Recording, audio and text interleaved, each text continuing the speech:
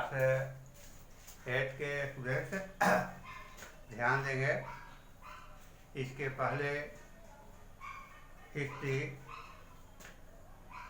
अध्याय 1 के संबंध में आपको बताया गया था, कब, कैसे, कहाँ। पुनः आज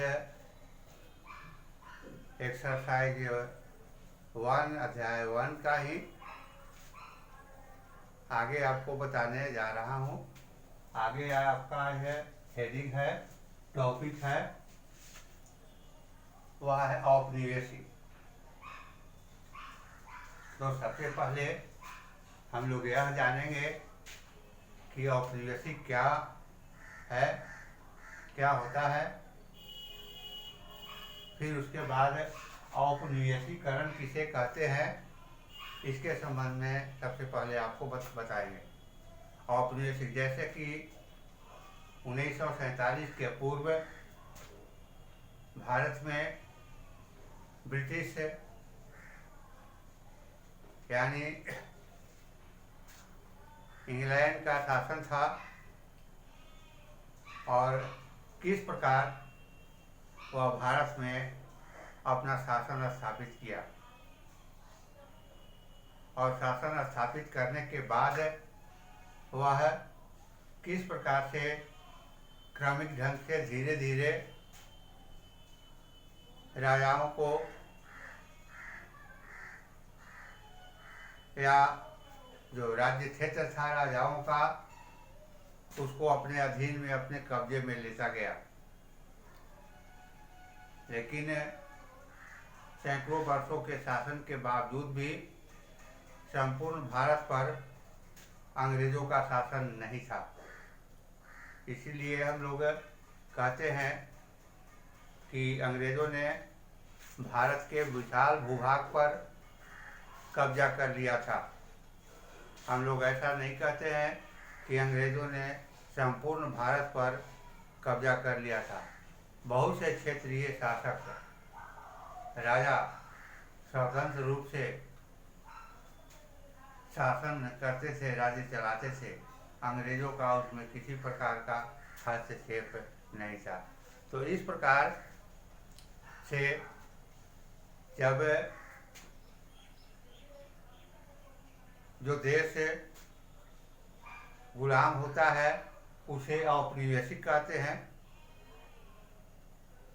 और जो उसे औपनिवेशिक जो गुलाम बना करके रखता है उसे औपनिवेशिक कहा जाता है। और उपनिवेश जो गुलाम देश जो होता है उपनिवेश होता है। तो पुनः अब यह समझेंगे कि औपनिवेशीकरण क्या होता है या औपनिवेशीकरण किसे कहा जाता है। जब कोई किसी एक देश के वर्चस्व से, प्रभाव से दूसरे देश के, जब किसी एक देश के वर्चस्व से, प्रभाव से दूसरे देश की सांस्कृतिक, आर्थिक, राजनीतिक और सामाजिक बदलाव हो जाते हैं, परिवर्तन हो जाते हैं, तो इस प्रक्रिया को हम औपनिवेशीकरण कहते हैं। जब किसी एक देश के वर्चस्व से दूसरे देश की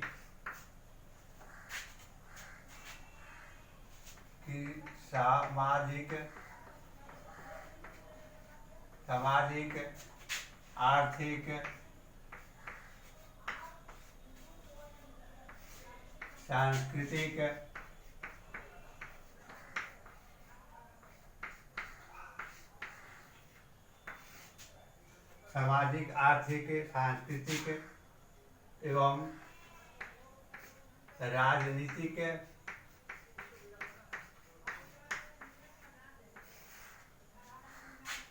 बदलाव हो जाते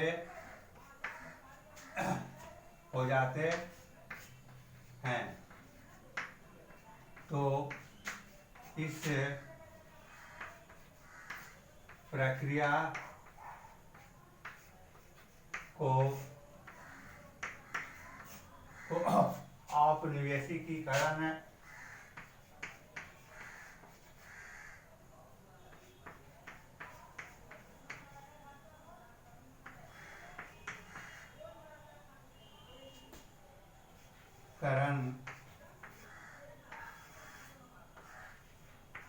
कहते हैं।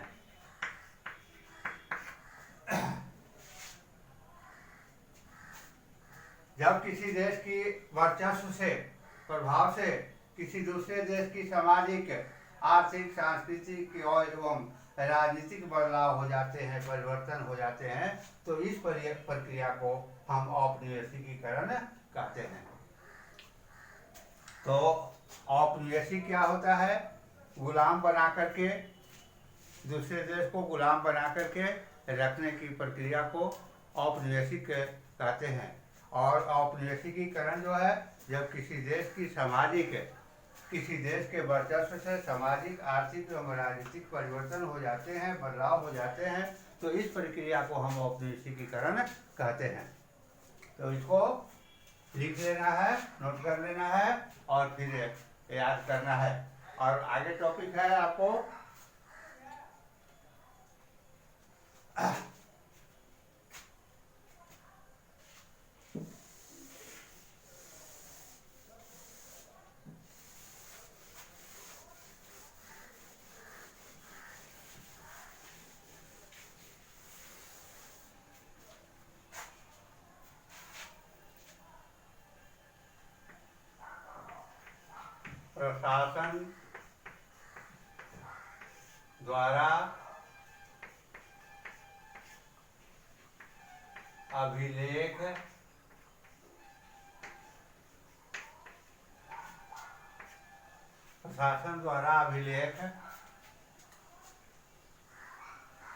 प्रशासन द्वारा अभिलेख तैयार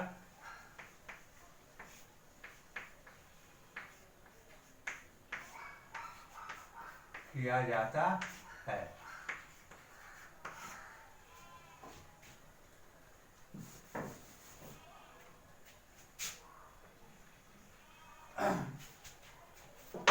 अब यहाँ हम लोग समझेंगे कि प्रशासन द्वारा अभिलेख तैयार किया जाता है। प्रशासन का अर्थ है जो जिसका देश प्रशासन चलता है, जिसका सरकार चलता है, नियम कानून चलता है, वो प्रशासन है। तो किसी भी चीज का लिखित रूप से रिकॉर्ड प्रशासन के पास होता है, सरकार के पास होता है। तो सबसे पहले 250 वर्ष पूर्व भी इतिहासकारों का मानना था कि बिना किसी चीज को संग्रह किए हुए, बिना किसी चीज को लिखित रूप से रखे हुए, उसको सुरक्षित रखे हुए बच नहीं सकता है। तो इसलिए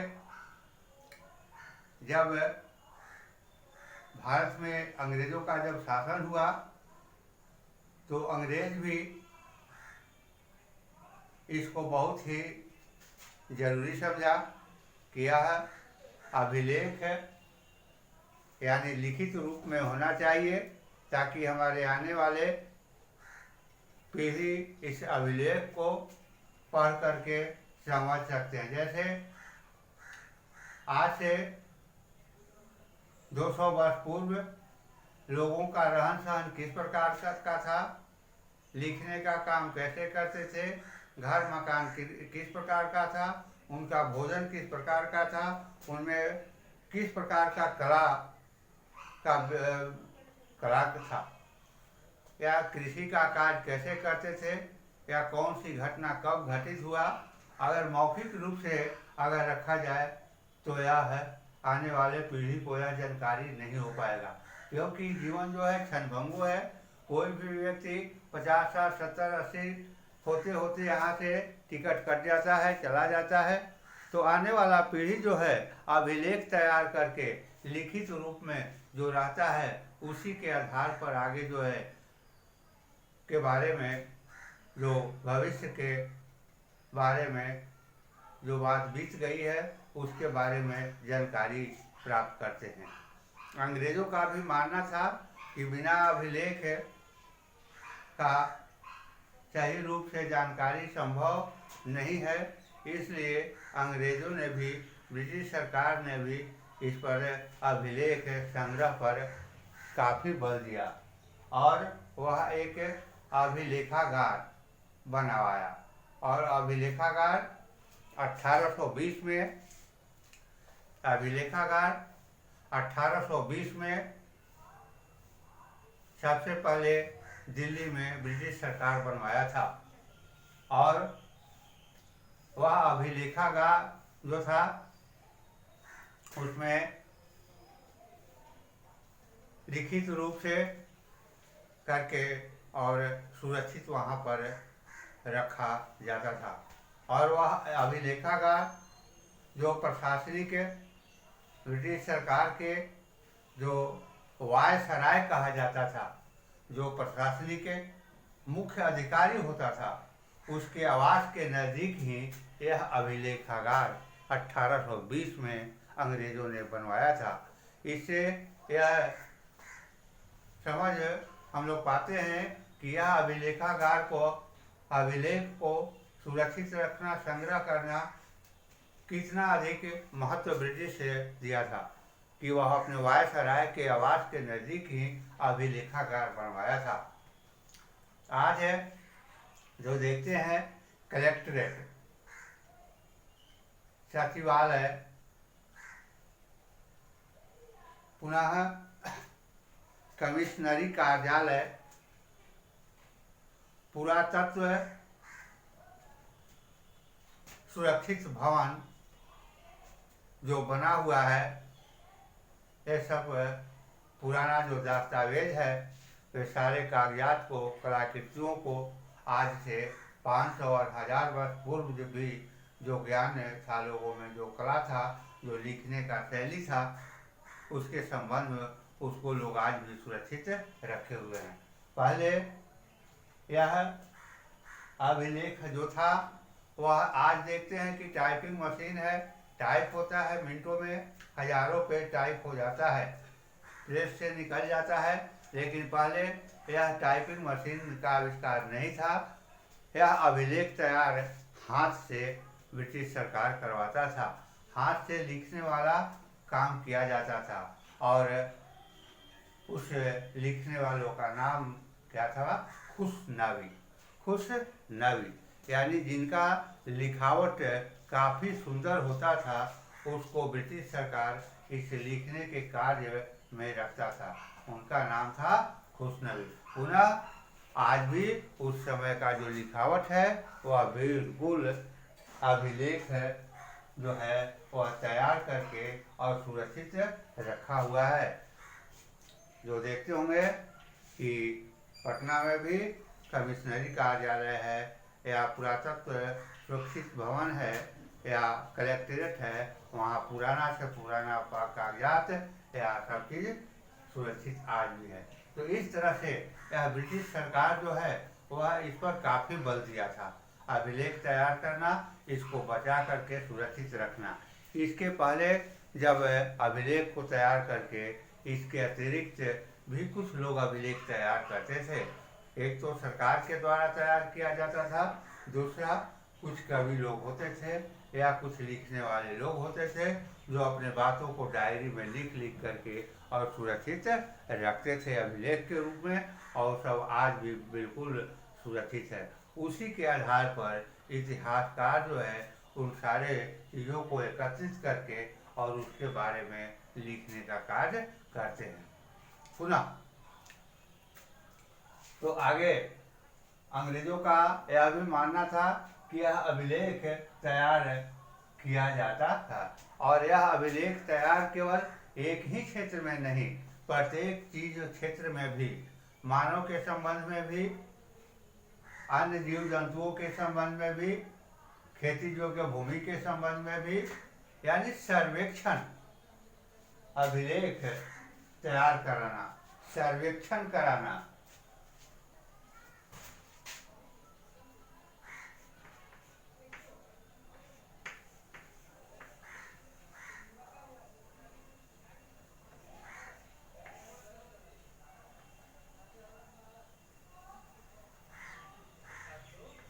सर्वेक्षण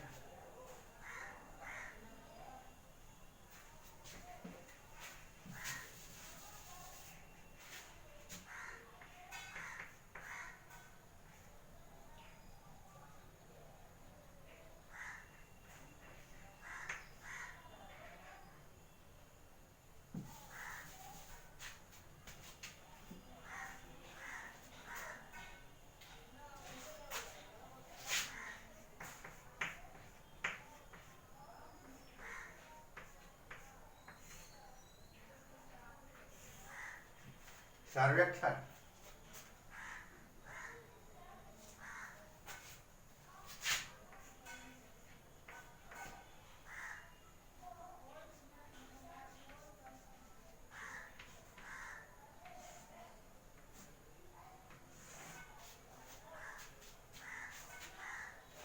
तो इस प्रकार से अभिलेखागार को सुरक्षित संग्रह कर करके और ब्रिटिश सुरक्षित रखता था।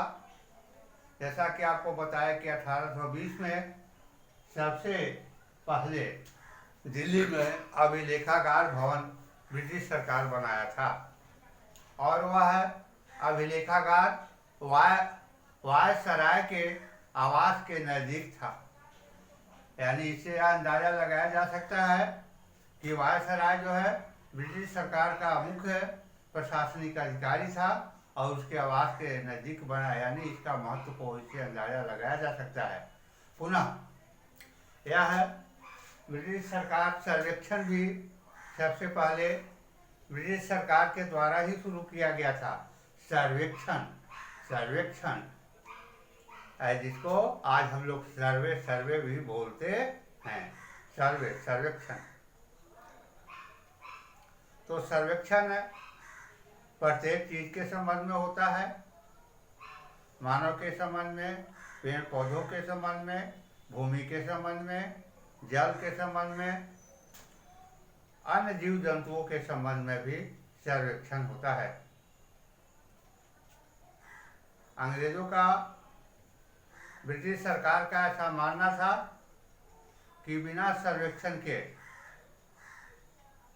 कितने मानव हैं, कितने अन्य जीव जंतु हैं, कितने पेड़ पौधे हैं, यह पता नहीं चल पाएगा, और बिना पता किए हुए सही रूप से शासन चलाना संभव नहीं है। इसलिए सर्वेक्षण का होना बहुत जरूरी है। दूसरी तरफ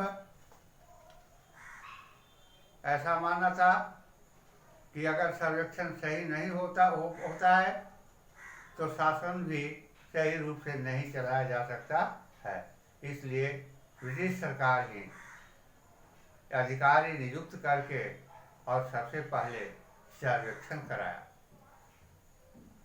और इस सर्वेक्षण मानव का जब सर्वेक्षण कराया तो इससे सर्वेक्षण से यह भी पता चला कितने पुरुष और कितने महिलाएं हैं, कितने पुरुष और कितने महिलाएं हैं, कितने से कितना उम्र के युवा वर्ग के लोग हैं, और कितना से 5 से कम उम्र के कितने लड़के और लड़कियों की संख्या है, कितने लड़के और लड़कियां विद्यालय पढ़ने जाते हैं और कितने पढ़ने नहीं जाते हैं। यह है उनकी स्थिति के बारे में सर्वेक्षण से ब्रिटिश सरकार जानकारी प्राप्त करता था। पुनः इसी सर्वेक्षण के माध्यम से आर्थिक स्थिति का भी आकलन करता था, क्योंकि ऐसा मानना था कि जो बच्चे पढ़ने नहीं जाते हैं, लड़के हो या लड़कियां, गरीबी के कारण,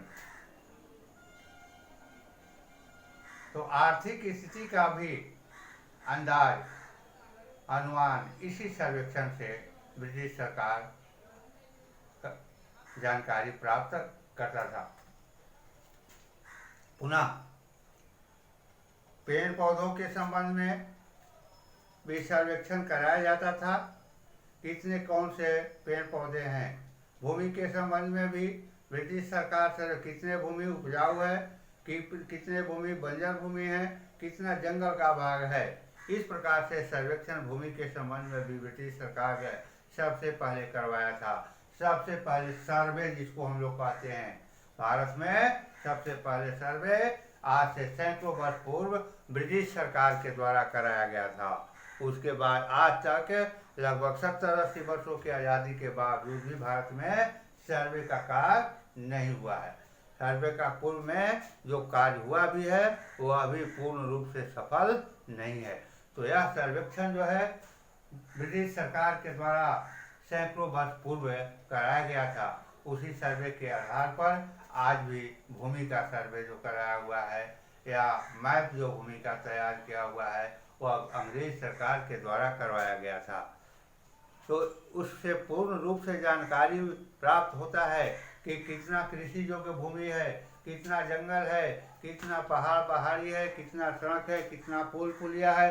सर्वे से बिल्कुल स्पष्ट साफ हो जाता है पूरे भारतवर्ष में कितना भूमि उपजाऊ है, कितना पुल पुलिया है, कितना भूमि सड़क में है। और कि इस प्रकार से सर्वेक्षण का काफ़ी भूमि के संबंध में करा करके और काफ़ी जो है लाभान्वित हुआ था ब्रिटिश सरकार। दूसरा, आर्थिक स्थिति का भी इसी से ब्रिटिश सरकार अनुमान लगाता है कि कितने लोग जो है शिक्षित हैं, कितने अशिक्षित हैं और कितने लोगों का कृषि योग्य भूमि अपना है, कितने लोगों का नहीं। यह एक आर्थिक जानकारी भी प्राप्त करता था, जिससे यहाँ तक कि कितने पशुओं का संख्या भारत में है, कितने पक्षियों का संख्या भारत में है और अन्य जीव जंतु, यहाँ तक कि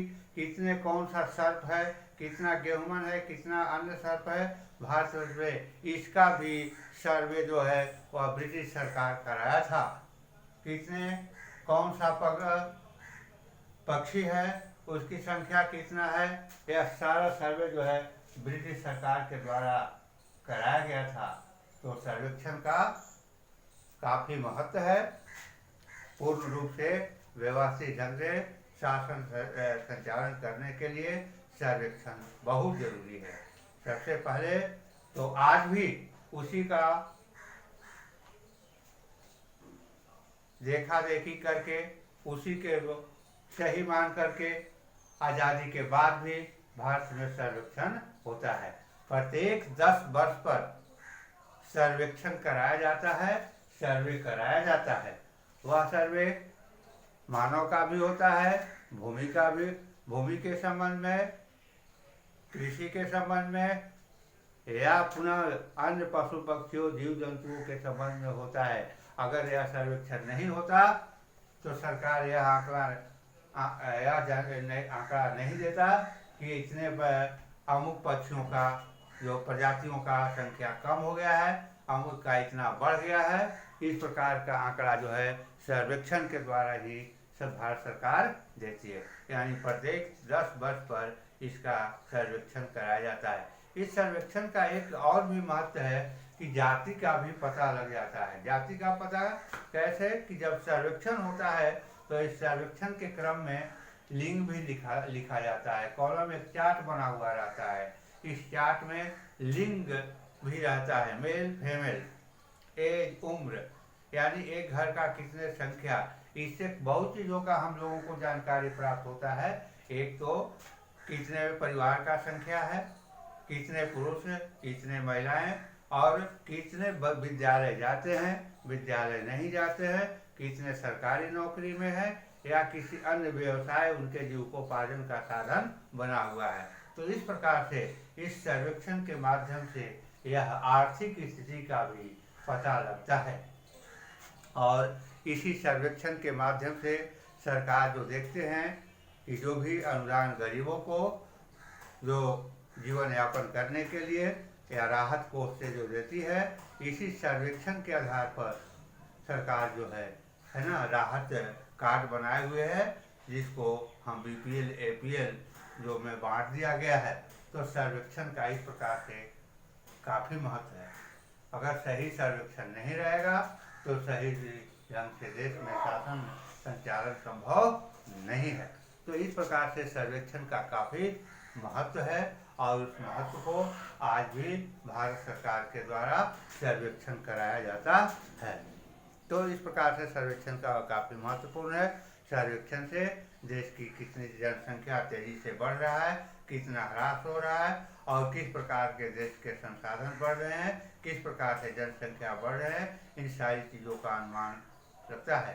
कितना कल कारखाना उद्योग का विकास हुआ है, कितना कृषि योग्य भूमि का ह्रास हुआ है, इन सारी चीज़ों का जानकारी हम लोगों को सर्वेक्षण के माध्यम से ही पता लगता है। दूसरा, जब सर्वेक्षण होता है तो किस समुदाय के लोग, किस जाति के लोगों का संख्या कितना है, इसलिए कि जो चार्ट बना हुआ रहता है उस पर जाति कॉलम भी रहता है, समुदाय कॉलम भी रहता है, उसको इंडिकेट किया जाता है और इसे कैलकुलेशन करके जोड़ करके निकाला जाता है।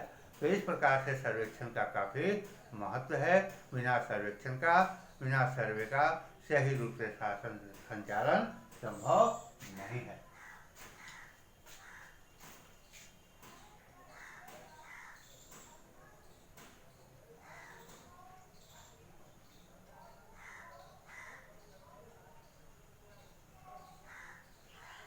अब देखिए,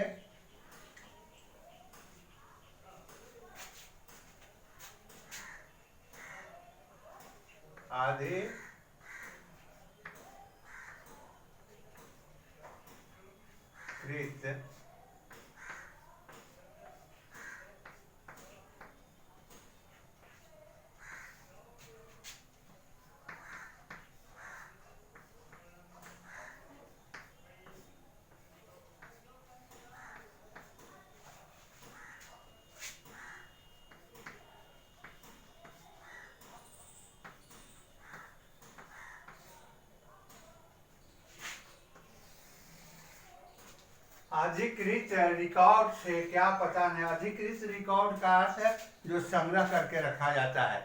मान लिया जाए कि प्रशासन द्वारा जो अभिलेख तैयार किया जाता है या पूर्व के बारे में जो लिखा जाता है, लिख करके उसे संग्रह किया जाता है, तो इससे इसमें क्वेश्चन उठता है कि इसे कौन सा चीज़ पता नहीं चलता है। इसमें इतिहासकार जो है एक सही रूप से कितने लोग शिक्षित हैं, कितने लोग अशिक्षित हैं, इसका पता नहीं चल पाता है, क्योंकि इतिहासकार जो है उस समय के जो सन ईस्वी तिथि लिखा हुआ रहता है, मानव का स्थिति किस प्रकार का था, इतना ही तक उसमें केवल लिखा हुआ रहता था। कितने शिक्षित हैं, कितने अशिक्षित हैं, इसका रिकॉर्ड नहीं रहता था और इसके कारण जो है इसमें कितने लोगों का आर्थिक स्थिति किस प्रकार का था, कितने लोग जंगली जीवन व्यतीत करते थे, कितने लोगों का आर्थिक स्थिति अच्छा था, कितने पुरुष और कितने महिलाओं, यानी ये सारा जो है उस समय संग्रह नहीं रहता था और इसके कारण इसका अधिकृत रिकॉर्ड से यह सही रूप में, सच्चाई में सही रूप से प्राप्त नहीं हो पाता है। तो इस प्रकार से आज अधिकृत रिकॉर्ड से इन सब चीज़ों का हम लोगों को पता नहीं चल पाता है।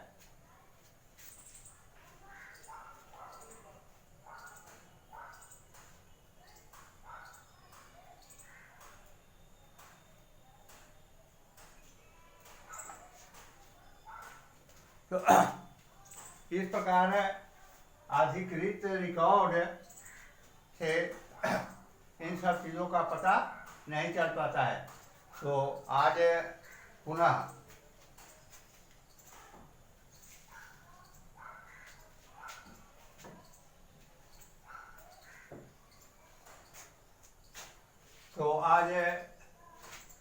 ऊपर जो बताए हैं एक एक टॉपिक को,